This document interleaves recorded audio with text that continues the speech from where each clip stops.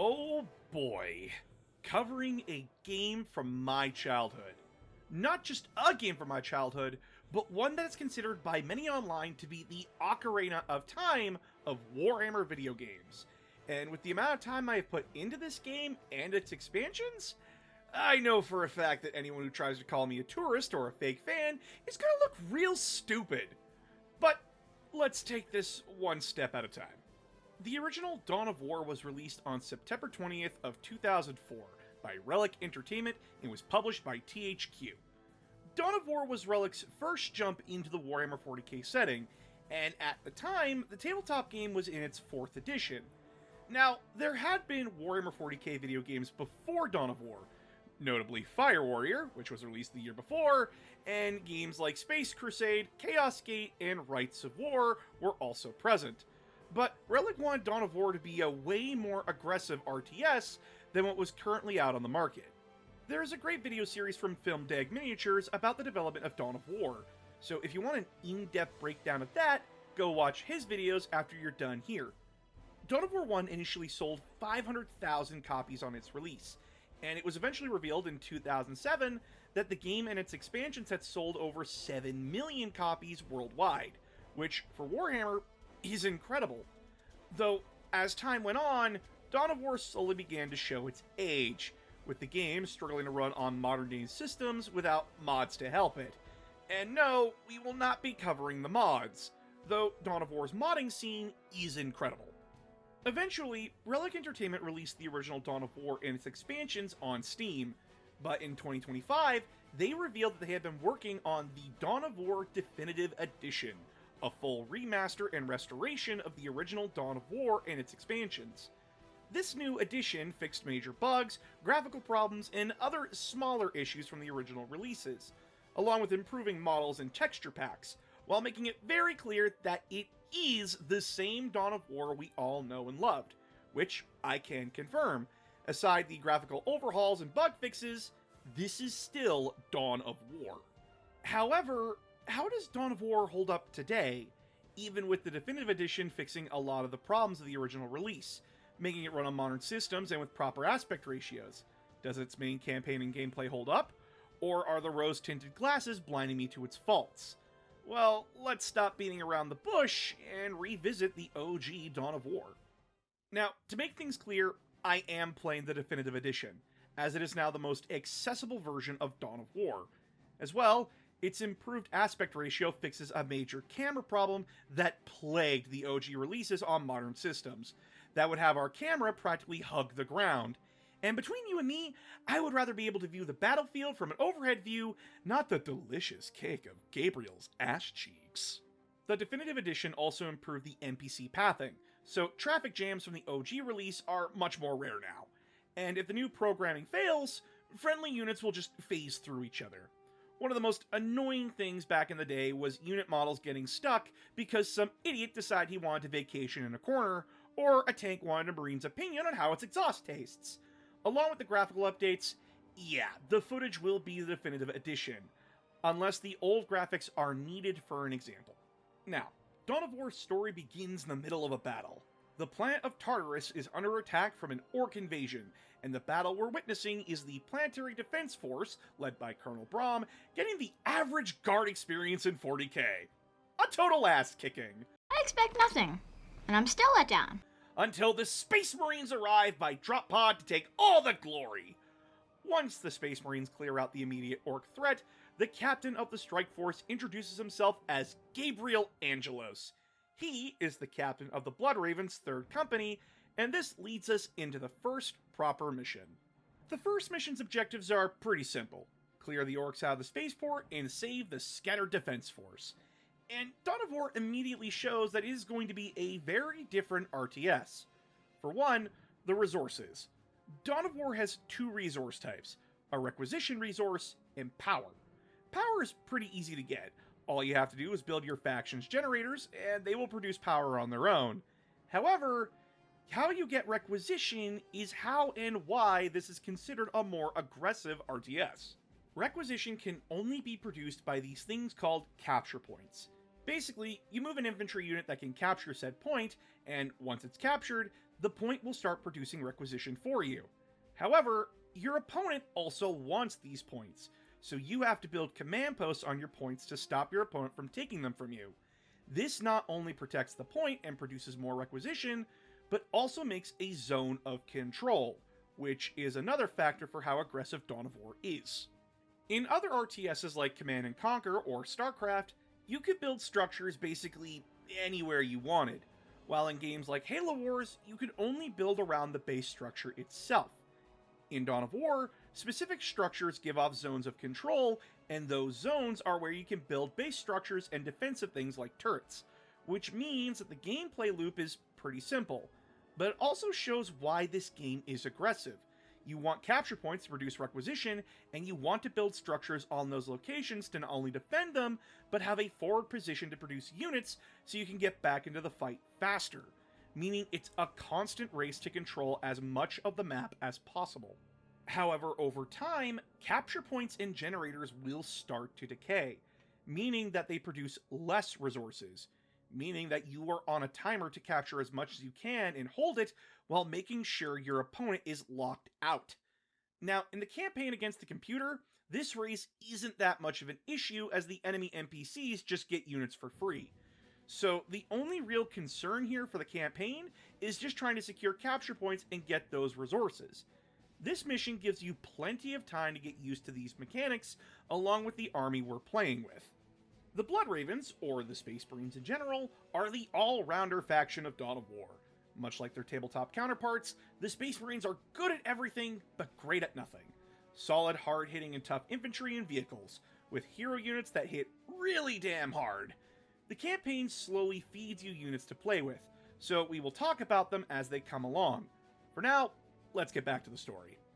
After securing the spaceport, we're introduced to the librarian Isidore Achios, the third company's psyker and secondary commander. The Imperial Guard's commanding officer, Colonel Brahm, meets with Isidore, and while the two wait for Gabriel to finish up, Brahm brings up that the Blood Ravens recently participated in an exterminatus of the world Cyrene, and Isidore shuts the conversation down immediately, saying that if the Colonel wants to remain in Angelos' good graces, it's better to not bring it up. Once Gabriel finishes up what he's doing, he meets up with Brahm and Isidore, and though Brahm and his Imperial Guard want to prove themselves to the Space Marines, Angelos assures him that they will have ample opportunity for that. Before we drop into the next mission, we get to listen to Gabriel's war journal. He basically shares what's going on in between missions, his personal feelings, and the reasons for going into the next mission. Personally, I like these brief intermissions. Not only does it let us know more about Gabriel as a character, but it also helps us build a picture of how bad things are getting in the background, while also giving flavor to the objectives we need to carry out. Voice actor Paul Dobson does an incredible job sounding like a veteran captain of the Space Marines. War Journal of Captain Gabriel Angelos. The situation on the planet Tartarus is grim. While the Blood Ravens crushed the main Orc offensive at the spaceport, the bulk of their force is not engaged. They gather in the wilderness, awaiting a critical mass of bodies that will overwhelm the Imperial forces in a green wave of death and destruction. Oh my god, he's so goddamn cool! The second mission takes us into the jungles of Tartarus, where we have to eliminate several Orc encampments near the evacuation zones. If we let the Orcs build up too much, they could overrun the already overwhelmed guard units on the planet. Though before we deploy into the mission proper, Gabriel and Isidore talk about tactics. Though they don't agree on the plan, Isidore guesses that the reason Gabriel isn't asking for help from the guard is because of his regret over the destruction of Cyrene, which was both his and Gabriel's homeworld. Though Isidore tries to reassure him that whatever happened at Cyrene wasn't his fault, Gabriel shuts the conversation down, and we get into the gameplay of the mission. Mission 2 gives us control over the Scout unit. Scouts are light and fast-moving infantry, but unlike their full Space Marine counterparts, they lack the punch and toughness. To make up for their lack of offensive power, Scouts can turn invisible and equip flamethrowers, snipers, and plasma guns. However, Scouts can't attack at all when they're invisible, and if they get close to a leader unit or a unit that can spot invisibility, their camo will be broken. though later expansions of the game would make it so that invisible units can attack while cloaked, and instead of just leader units unveiling them, it has to be specific types of units or turrets. Using these scouts, we infiltrate behind orc lines and quickly take out an orc nob. With him dead, Gabriel drops in with reinforcements and we quickly take out the orc camp, build up a base, and get access to squad sergeants, rocket launchers, and plasma guns for our troops to use, which is handy, as the orcs deployed killer cans onto the field, and although heavy bolters are great for giving orcs brain damage, killer cans are made of sturdier stuff. Once we build up a strong enough force, we push into each of the 3 major camps and take them out. Once we're done there, we cut to Isidore getting a report from a scout that the orcs have fled the area, and Isidore sends the scout off to clear the company's path. Though before the mission ends, Isidore sees someone. But we'll be talking about that later. Foreshadowing is a literary device in... Mission 3 takes us to the capital city of Magna Bonum, as although we destroyed a growing orc presence, the orcs somehow recovered quickly from that loss, moving with a speed and organization that isn't normal for orcs, implying that someone is helping them. That gets put on the back burner for now though, because we need to defend the city. Mission 3 introduces us to buildable turrets, which aren't much of a threat on their own and come stocked with heavy bolters, but can be upgraded to missile launchers for anti-vehicle defenses. The standout unit here though is the Dreadnought, which is introduced when we get access to the machine cult base building here. Dreadnoughts are tough walker units that are decent at taking on most unit types.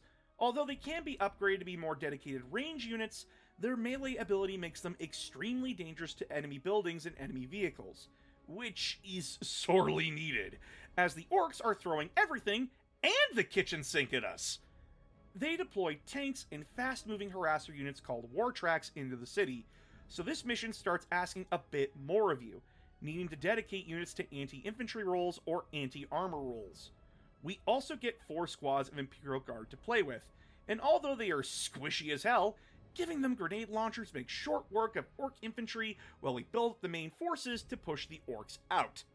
Once we push the orcs out, an orc nob rallies the survivors of the siege and orders them to fall back, saying that the big boss Orcamungus has a plan for us. Which brings us to Mission 4, where we are introduced to the orc war boss and his chaos sugar daddies, Lord Bale and sorcerer Sindri Mir of the Alpha Legion. Oh god, oh fuck, not these annoying! Wait, this game is from before the whole annoying I am Alfarius memes, and they are both played by Scott McNeil? All is forgiven! Not so different from me! You're just a terrorist who says he's trying to eradicate war! Just make sure it's the last fight of their lives. The thought of kowtowing to these creatures disgusts me. This right here is my favorite thing, ever. In the history of forever. I think about this every day. I think about this all night long. I stay awake, not sleeping, because I'm thinking about this. Though here, it seems that Sindri and Bale are delivering weapons and supplies to the orcs, which explains how and why the orcs were able to regroup and reorganize as fast as they did. Sindri reminds Orcamungus that the only reason the Alpha Legion are helping the orcs with their invasion is because they make for a good distraction while the forces of chaos work in the background for their goal. After both sides leave, Sindri and Bale plan to leave the orcs to die, as the Blood Ravens are moving in to wipe out the orcs. Orcamungus tells his knobs that as soon as they stomp the Blood Ravens, that they will turn around and kill the Alpha Legion. Mission 4 starts us out with Assault Marines and the artillery unit, Whirlwinds. Whirlwind artillery units are good at destroying buildings and disrupting enemy infantry, while Assault Marines are dedicated fast-moving melee units. Their jump packs are able to get them over terrain and onto higher grounds quickly.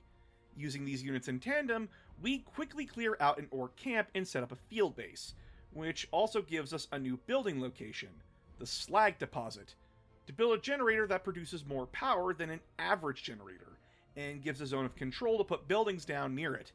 With this, we start building up a ground force to take on the war boss and his forces.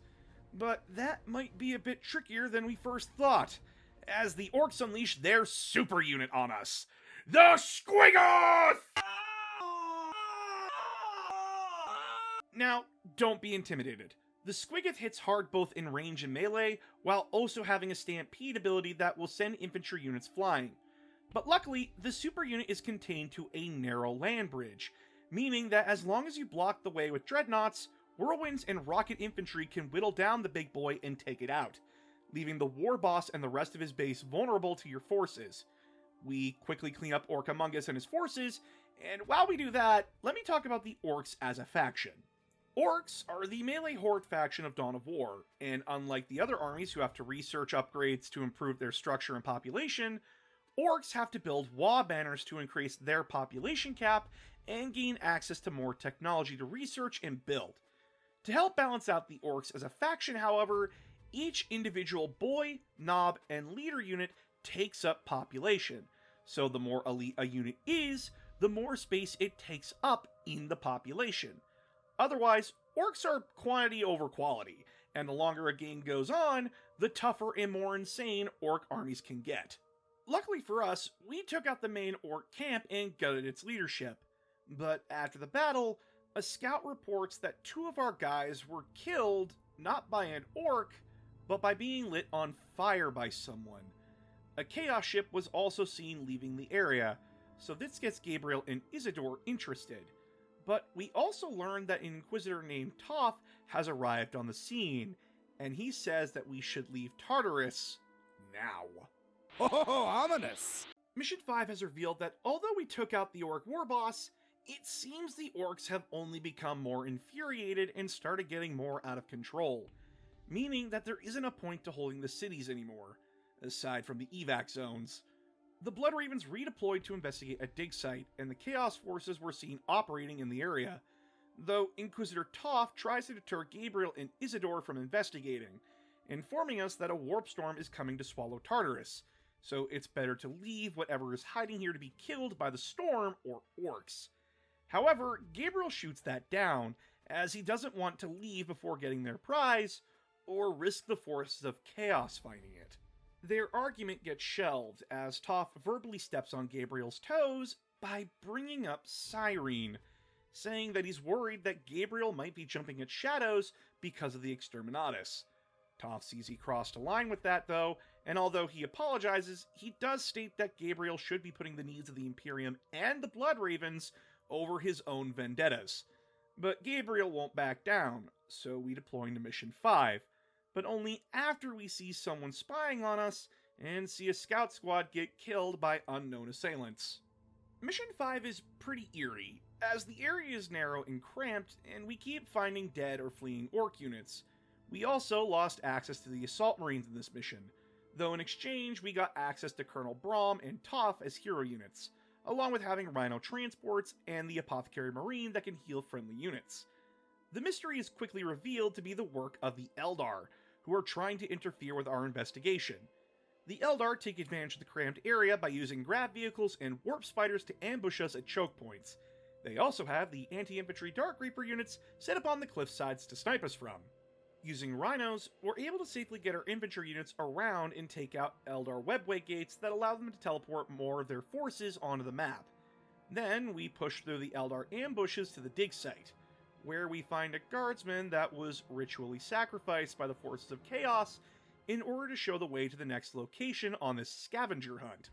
Though Isidore is interested in studying everything, Gabriel says Isidore only has an hour to study what he can and to destroy everything else, which causes a split between the two. Isidore quietly sabotages the transports to buy himself some extra time here, and we see that the person that was bothering him was Sindri. He not only taunts Isidore for his actions, but tells the librarian exactly where he needs to go, taking some sort of interest in the fact that Isidore was willing to sabotage his own forces to get what he wanted, which leads us into Mission 6, where we are introduced to the Eldar Farseer Maka, who is taking every precaution she can with the Blood Ravens. We also get a bit more between Isidore and Sindri, seeing that Sindri is whispering in Isidore's ear, stoking his worst thoughts and impulses, while Gabriel is distracted with a single-minded focus on finding the next marker, which shows the growing rift between Isidore and Gabriel, as both are clearly misinterpreting what the other is meaning, with Sindri happily helping by throwing in whatever demonic wrench he can. Mission 6 is where we are forced to fight through more Eldar ambushes to reach the top of the mountain area. However, this mission requires you to start dividing your attention between 3 different parts of the map, as the orcs get interested in the fighting happening over here. And although we get Imperial Guard units to help hold back the orcs from the back line where they're coming from, it's clear that you need to build up a force to juggle 3 different fronts, while also hunting down Eldar webway gates so they don't spawn in troops behind you. The mission does give us the Assault Marines back though, and gives us access to several new vehicles like the Landspeeder, the Hellfire Dreadnought, and the famous Predator tank, which definitely help. But this mission is filled with choke points, and if you aren't careful, the Eldar can easily outflank and overwhelm your forces. It forces you to slow down and take your time, as rushing in will only get you punished. Though a bit of an annoying problem is this small little part of the map. You see, the Eldar can turn their bases invisible, which isn't much of a problem if you have leader units to spot their buildings. However, the only way to get to this base is with jump units, like the Assault Marines and Landspeeders, and this base is guarded by the overpowered Eldar Seer Council unit. This is not okay. This needs to stop now. This is cancer. The Seer Council was able to fight off not 1, not 2, but 3 fully upgraded Assault Marine units. Sure, they had some grav tanks supporting them, but the fact is this unit is tough enough to happy slap 3 units with little to no fight, causing me to play leapfrog with this base by slowly wearing it down with Assault Marine's melt-a-bomb ability, taking casualties, jumping them out, waiting for the melt-a-bombs to recharge, then repeating the process, all to take out a base that wasn't doing much of anything and gain a capture point I couldn't build on, all to remind myself, yo, fuck the Seer Council! Me and the homies hate the Seer Council unit! You don't want to be like this.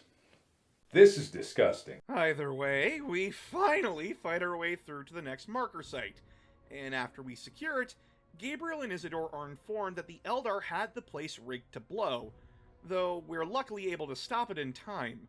Another problem arrives when Toph comes at Gabriel's request to, answer for the towering Chaos artifact.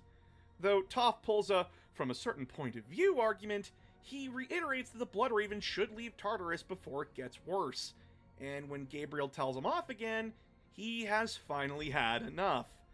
Toph, who was already upset at us for pulling a guard battalion away from its assigned position for a personal quest, uses his authority as an Inquisitor to take over the military operations over Tartarus, meaning that if we want any support, it has to go through him, and he doesn't intend to help us anymore, effectively leaving the Blood Ravens on their own.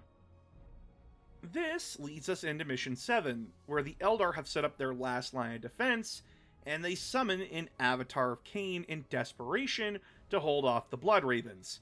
The forces of Chaos are just watching the shit show play out, and although Lord Bael is frustrated because he has lost the chance to grab the artifact quietly, Sindri reassures him that everything is going to plan, and that they will have the artifact soon, which takes us into the mission proper.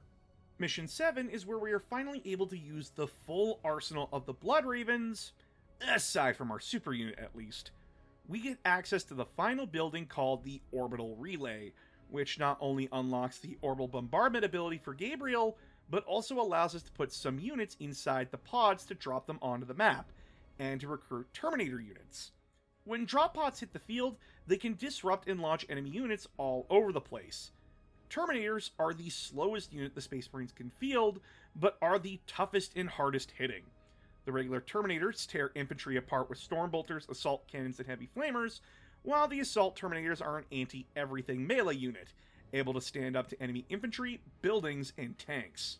The major danger of this mission comes from the Eldar just spawning units anywhere the computer wishes, but they also have an avatar leading them, and while it's alive, the Eldar can recruit more units to the field, and their units are recruited faster and get a massive morale and damage boost, so it should be a priority target, which isn't hard since it starts out by camping near your base.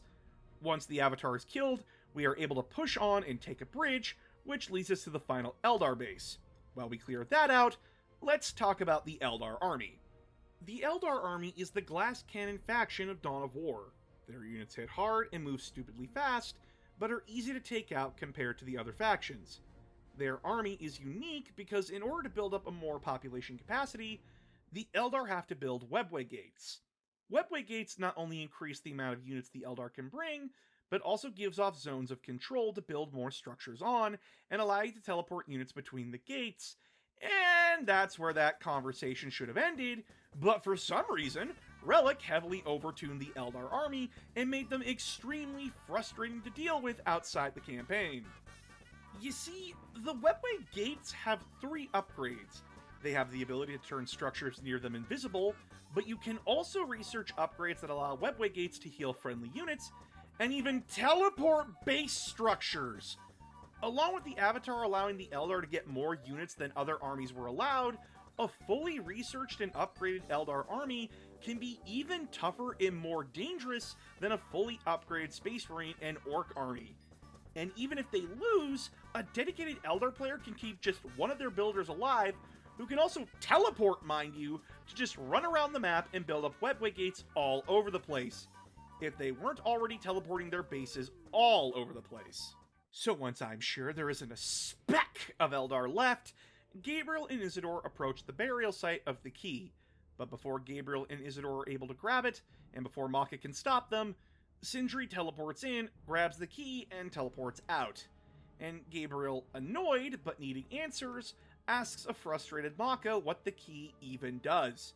However, if you remember, we just killed however many of her people and effectively let our shared enemy get a stupidly important demonic artifact. So she gives a vague answer and tells Gabriel that if he wants details, he should ask Toph, as the Inquisitor hasn't been very honest, and it turns out that he didn't just arrive out of the blue, he has been here since before the Orc invasion. A Inquisitor being a sneaky asshole? I am shocked! Shocked, I say! This revelation leads us to Mission 8, where Gabriel's journal reveals that while we were fighting the Eldar, everything went to hell real quick. The Alpha Legion revealed itself and set up shop in a ruined city's chapel to conduct a ritual. A cultist reports to Sindri that the Blood Ravens have made it to the area, and Sindri reassures a frustrated Bale that not only is everything proceeding as planned, but that someone, not naming names, has betrayed the Blood Ravens and is just waiting for the moment to strike. Mission 8 is a bit of a doozy.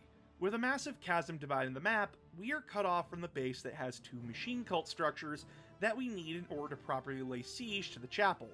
So we have to build up a force of assault marines to jump the gap and secure the base.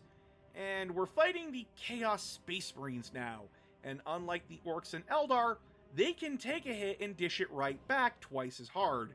So while I secure the fort, let's break the rhythm and talk about the forces of Chaos. Chaos is a weird army in Dawn of War, being a mix of the Orcs' horde tactics and the toughness and strength of the Space Marine army.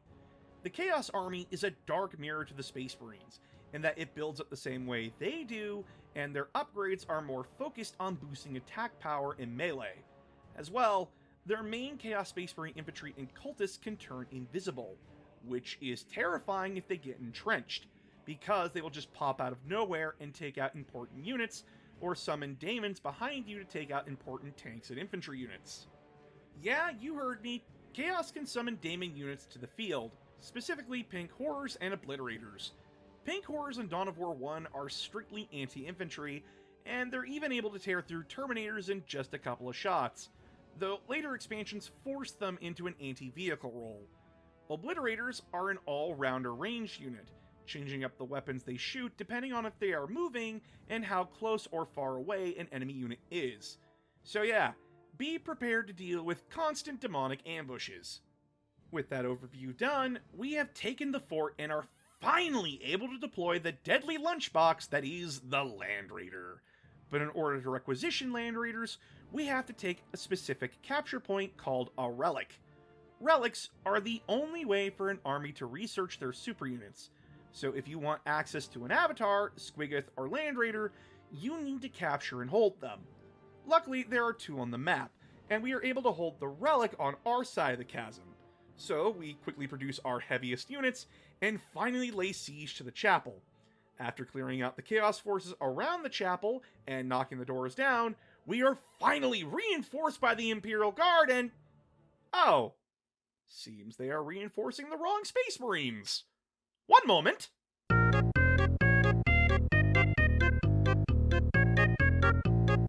Okay, so things are even worse than we thought.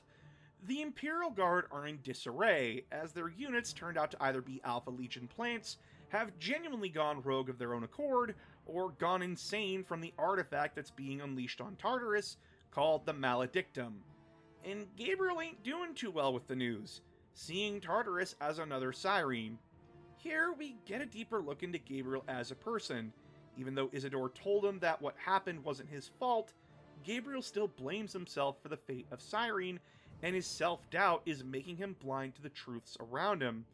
And as that wraps up, Toph finally arrives. Though the conversation starts with Gabriel berating Toph, the Inquisitor isn't intimidated by Gabriel and reminds him that he has been told constantly to leave and was given the perfect excuses to do so, only to turn them down and keep marching headlong into this quagmire. Though, since he doesn't see a point in hiding the truth now, Toph reveals the truth about Tartarus to Gabriel and Isidore. Long ago, shortly after the Horus Heresy, a demon was defeated by the Eldar and sealed inside an artifact called the Maledictum. But although the demon was imprisoned, it wasn't powerless, and was still able to affect the minds of those who eventually came to colonize Tartarus. It manipulated them into hiding the Maledictum and placing the markers so that when the time was right, the forces of chaos could come to retrieve the Maledictum and free the demon. And after 10,000 years, an Imperial digging crew dug up the first marker, the one we found in Mission 5, and somehow that information made it to the Alpha Legion, and in turn, the events of this game happened. So, with this revelation, Gabriel and Toph agree to put aside their differences to work together. However, as the two leave, Isidore is clearly crashing out and is visited by Sindri once again. Think of the good you could do in the name of the Emperor. Think of the power you could wield. It is all yours for the taking. The Maledictum is mine. Guys, don't be alarmed, but I think Isidore might be a traitor. I do want to talk about the story and the characters, but I'll save that for later, so just hold on to that for me, please.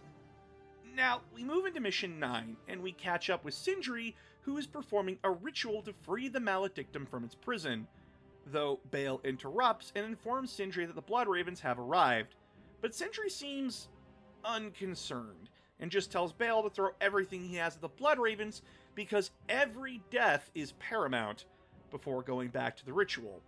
We then cut to Gabriel, Toph, and Isidore forming a plan of attack, and when everyone splits up, Isidore takes a Marine squad with him, and says he has a secret way to get into the temple, but not to tell anyone else, meaning that we don't have access to our Librarian hero unit for this mission, which is fine, because we have the clearly superior Toph.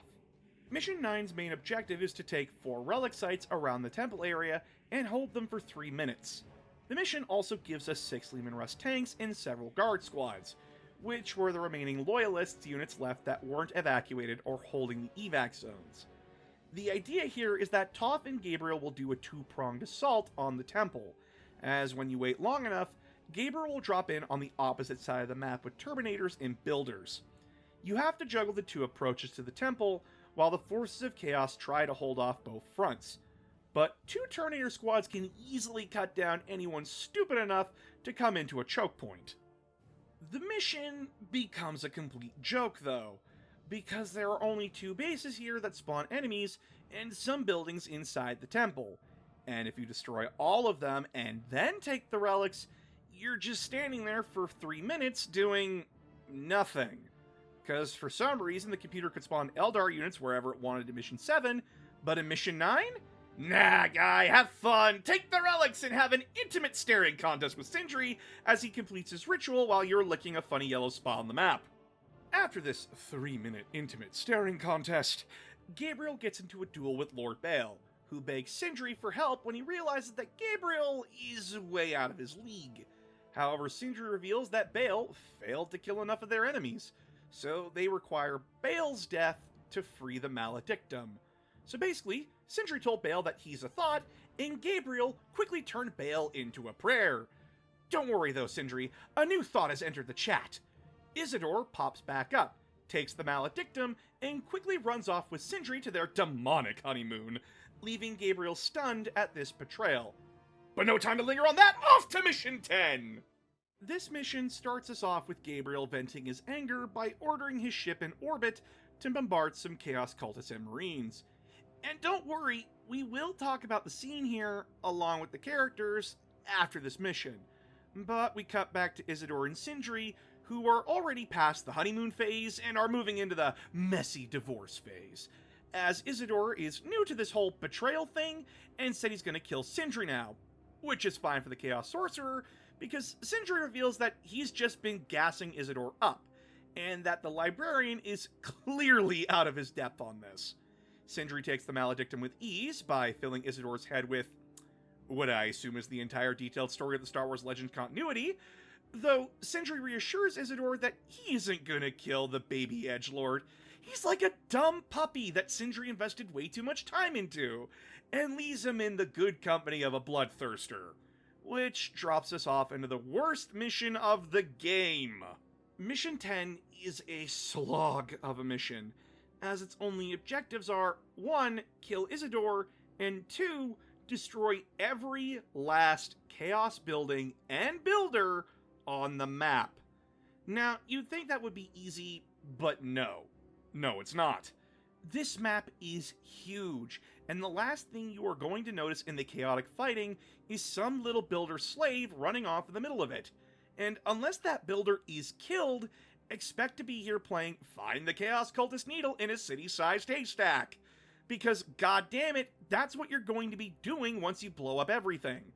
I had to camp at a capture point that the Alpha Legion had on the map to lure the last builder over into the open. It was not fun. And I know you're more curious about the Bloodthirster, since it's the Chaos Super Unit, so I'll talk about that quickly. The Bloodthirster, for the longest time, was the only super unit that could jump over terrain, and out of the 4 super units in Dawn of War 1, has the highest damage output. It's just a shame that Gabriel and Toph get a natural resistance to it, do additional damage to it because it's a daemon, and it naturally loses health over time when not in combat. Basically, what is supposed to be the Blood God's greatest demon feels like a bull on life support. Like, it took me 24 seconds to kill it in a mission that took me 41 minutes to complete. I spent more time hunting down a near-naked slave than I did killing Khorne's deadliest demon. Now, the upside about the Bloodthirster is that you can summon it anywhere on the battlefield, so long as you have a sacrifice, a champion, Chaos Lord, or Sorcerer to summon it. And it gets more expensive to recruit each time it dies. So it taxes you on top of already demanding attacks. Great. Cool. After my own personal hell of combing the desert and actually finding shit, Gabriel and Isidore finally confront one another. Isidore basically pulls in Anakin from Star Wars, not realizing that Episode 3 ends with Anakin learning that being on the business end of a former best friend's sword is not fun. All with that 2004 in-engine cutscene power. Gabriel kills Isidore, tells his men that this is the fate of traitors, and that he is willing to give them the same service if any of them follow Isidore's path. Okay, let's talk about the characters here, because this is going to be a rant and a half. Now, I want to say that the story of Dawn of War 1 is fine. It's a good narrative exploring how guilt and single-minded dedication can blind you to the things around you. Gabriel is the main protagonist of this game, and we get to learn a lot about his thoughts, feelings, and view of the universe thanks to his war journals. However, the pacing of the story feels rushed, and it feels like there is a lack of consequences for the narrative and gameplay, with some characters being completely forgotten about, and Isidore's betrayal feels really hollow. Move this man! Let's start with the consequences. By Mission 6, Toph gets sick of Gabriel's single-minded quest and takes over military operations so that he can cut off any and all support for the Blood Ravens, which isn't that big of a deal. We did 3 missions before this without any support from the Imperial Guard, so I don't really feel their absence when going into Mission 7 and 8 without them.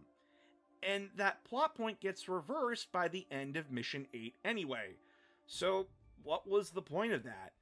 Yeah, Gabriel does say in his war journal that Toph taking over military operations was screwing a lot of things up, but we aren't shown what that means, and it's clear that Toph being a dumbass wasn't the reason the traitor guard in Mission 8 betrayed us. Then, we get Isidore. Man, this guy is a door when it comes to his character. What I mean is that Isidore is given no time to build up his impending betrayal. Think about it.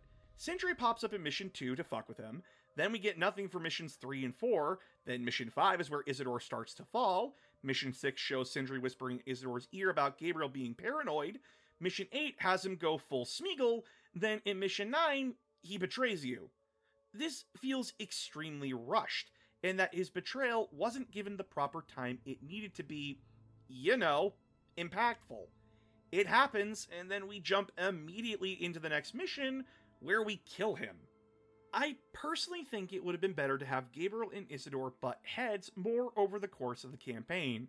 We do get a bit of that with Isidore recommending more brutal and aggressive tactics, but he always comes around to Gabriel's way of thinking, which is frustrating, because the only time Isidore gets upset with Gabriel is in Mission 5, when Gabriel tells him to destroy the first marker, and Mission 6, when Sindri is clearly gaslighting Isidore about Gabriel's words and feelings. It would have been better to have Gabriel and Isidore talk about things more during missions, with both getting upset with one another, along with Isidore and Gabriel bickering about Cyrene, as they bring up the planet a lot. Hell, Isidore even tries to shame Gabriel with it during their fight in Mission 10, but was acting extremely supportive and caring about it before that. So it all just rings hollow for me personally. However, what I do like is Gabriel and Toph bouncing off one another. What I like is that Toph is blunt and straightforward, but since he's an Inquisitor, you know there's probably more to his presence than he lets on. He even pulls the, I never said Chaos wasn't here, I just said that it wouldn't matter with the Warp Storm coming and all. And I do like that he knows when he pushes too far, like when he brought up Cyrene to Gabriel. He knew instantly that was a sore spot and apologized for it. Clearly, he isn't trying to be your enemy, but his inquisitive nature is off-putting to those around him. Hell, by Mission 10, he admits that he was wrong to suspect Gabriel was a heretic when in reality, it was Isidore, which would have worked even better if we had built up Isidore more. Have it so Isidore sabotages Toph a bit, dropping hints and conversations that Gabriel has become too single-minded, or that Isidore lets private feelings Gabriel share with him slip to Toph to make Gabriel look more guilty and really build on that betrayal, only for Toph to realize how badly he had been deceived by Isidore and make his turnaround from reluctant help to proactive help mean much more to the story. But in the actual story, some characters feel wasted or the relationships aren't built up enough to pay off, at least for me. Then we finally get to Mission 11, but first I want to show something I like during the loading screens. You can see how the situation on Tartarus is shaking out, starting out with small orc incursions, then the orcs get out of control in the background while you're fighting the Eldar, and chaos. Then the entire map becomes warp and covered in static when the Warp Storm finally arrives. This is the final mission in Dawn of War, and here Gabriel is given the Thunderhammer God Splitter by Toph, who tells Gabriel that he has not only earned Toph's respect, but that the hammer would be better used by Gabriel. He also tells Gabriel that this battle will be much more chaotic than any other Gabriel has experienced. We cut to the Eldar to reveal that they have sided with us for this final battle, while Sindri ascends to demonhood, becoming a Demon Prince of Chaos due to his actions, meaning that he is our final boss for this mission. Mission 11, much like Mission 10, is simple. Find and kill Sindri. However, unlike Mission 10, it doesn't ask you to blow up every base structure that Chaos has. Just kill Sindri and the mission is done, which is easier said than done, as Demons of Chaos will just spawn in and begin harassing you and your allies all over the map due to the warp storm arriving.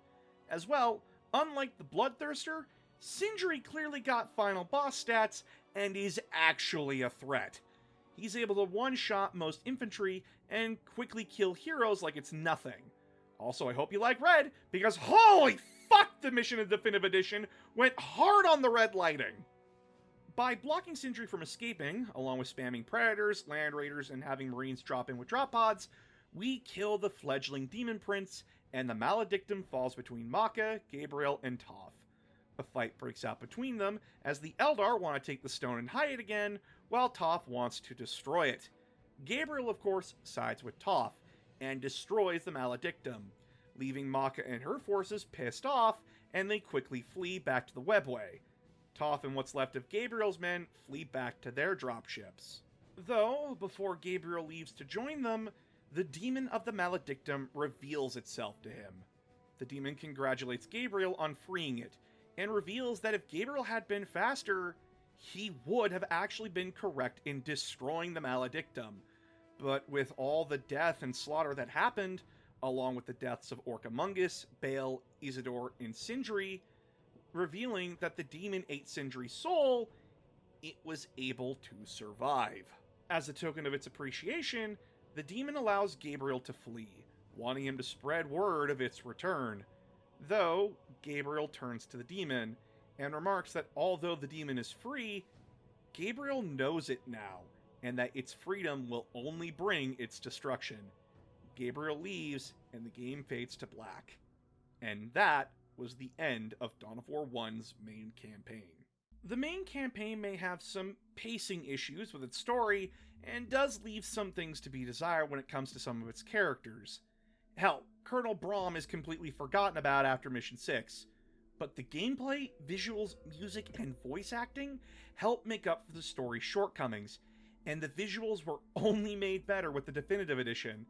However, as I said, Dawn of War did get expansions in the form of Winter Assault, Dark Crusade, and Soulstorm. Now, the expansion campaigns were varied, but to quickly go over them, Winter Assault had 12 missions split between the Imperial Guard, Eldar, Orcs, and Chaos Space Marines, all fighting over a 40k Titan unit, because it's better to salvage an existing model than buy a new one. Dark Crusade and Soulstorm went from a linear style of story missions to a Risk-style campaign, where you pick a faction and try to conquer either provinces or full planets, in Dark Crusade or Soulstorm respectively. Winter Assault and Dark Crusade's campaigns are fun and varied, while Soulstorm's feels like I'm playing Mission 10 of Dawn of War on repeat. It's awful, and is only liked because modders made the multiplayer tolerable, and even that is questionable. The expansions introduced some new factions, some new units for pre-existing factions, and rebalanced some game mechanics that needed it. Winter Assault introduced the Imperial Guard as a proper playable faction, Dark Crusade brought in the Tau and the Necrons as playable factions, and Soulstorm brought in the Sisters of Battle and Dark Eldar as the two final factions. We'll go over all of them quickly now. The Imperial Guard are the ranged horde faction of Dawn of War. Their infantry is weak on their own, but they get upgrades and leader units attached to their squads that gives them additional buffs to damage and morale, along with having a wide variety of vehicles to make up for their infantry shortcomings. They also get the unique ability to garrison their buildings, and they can fire out of the buildings and move between them with underground tunnels, making the Guard a pretty good defensive army. The Tau are a strange army in Dawn of War. Every other army has a clear straight line for research and upgrades, but with Tau, when you reach tech level 1, you get to choose between the teachings of Mont Ka or Keon. Mont Ka gives you access to Hammerhead tanks and Crisis battlesuits, while Keon gives you access to more upgrades for your infantry, Kroot Hounds, and Krutox Riders. The Tau army wants you to balance Tau ranged units and Kroot melee units, as both on their own can easily be overwhelmed. The The Tau don't get access to turrets, but it's not like they need them when Tau can see into the fog of war and outrange most other units in-game. The Necrons are also a unique faction in that they only produce their units from one structure and only rely on energy resources. Though capture points are still important, as the more capture points you have, the faster your structures can research and recruit units. But the only unit that can capture points is your builder units. The Necrons also have two super units, the Catan and the Monolith. The Catan is a temporary summon that your Necron Lord unit turns into, and the Monolith is a slow-moving super tank that can recruit units and still attack. And to make sure you don't lose instantly, if the Monolith takes enough damage, it just teleports back to where it was originally built, and reverts back to an inanimate building that needs to be repaired before it can be activated again. Next up is the Sisters of Battle, and they are treated like a mix of the Imperial Guard and Space Marines. They have the numbers of the Guard with the weaponry of the Space Marines, but lack both the versatility of the Guard and the toughness of the Marines, making them a middle ground glass cannon army. Their units focus heavily on close-range warfare, using flamethrowers and meltaguns to burn everything they can. They also have the unique resource called Miracle Points, that their heroes and super units can spend to damage enemies or support friendly units. Then finally we have the Dark Eldar. The Dark Eldar are an attempt at a hit-and-run faction in Dawn of War, but their gameplay gets confused because they also want to build up torture farms for their unique soul resource. The soul resource can only be extracted from specific slave cages that you need to build, or from enemy units you kill. These points can be spent on global abilities to boost your units, debuff enemy units, or even unleash deadly storms on them.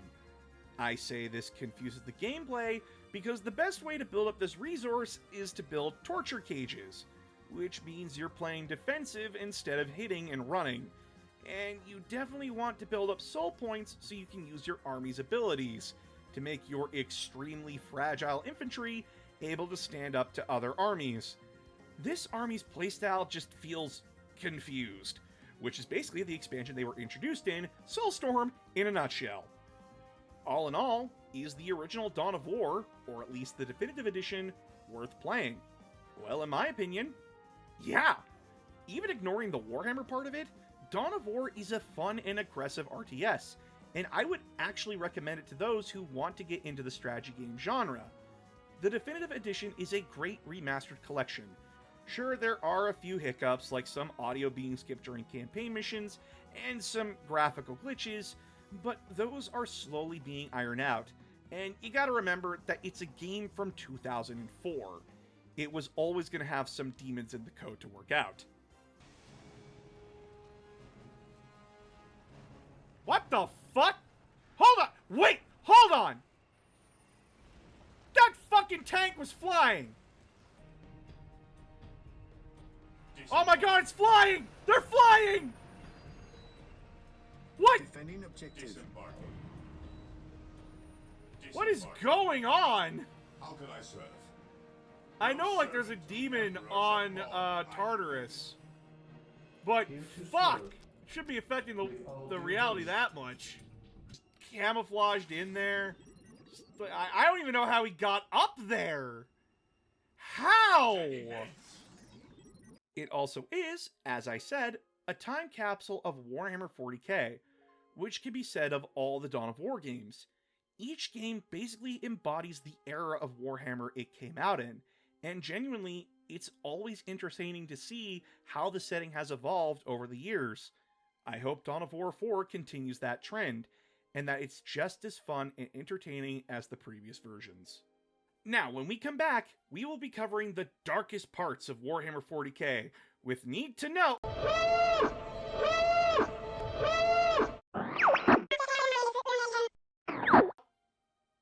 No. No way! I buried that thing in the wastelands! Well, looks like I have a debt to pay.